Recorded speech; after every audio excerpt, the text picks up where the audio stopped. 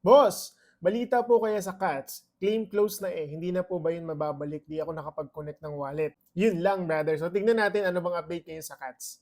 So guys, dahil close na ata yung claiming natin sa mga wallets, kasi nga dito, 2 days na lang, listing na sa October 8.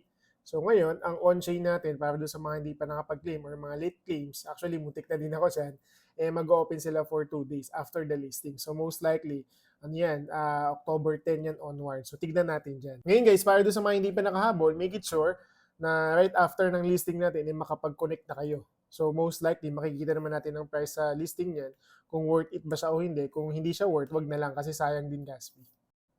Yung mga nakahabol guys, dun sa mga early claims, alam ko may mga bonuses sila BitGet na 20,000 to 30,000 cuts ata. So sana ibigay nila kasi sayang din ako. Parang nasa 6,000 lang ata yung nakuha ko dito. Pero sa GC natin, sa online negosyante community, merong mga 20,000, 30,000 kasi talagang binigyan nila ng pansin. So kung mag-piso man to, congratulations. Kung mag 1 is to 1 yan, I think baka possible mag 1 is to 1 kasi nga napaka-limited ng supply. Ang hirap din i-farm na itong cuts na to.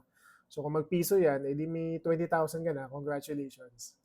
Pero again guys ha, magdidepende yung price niyan, depende doon sa utility ng token at paano yung magiging tanggap nito sa market.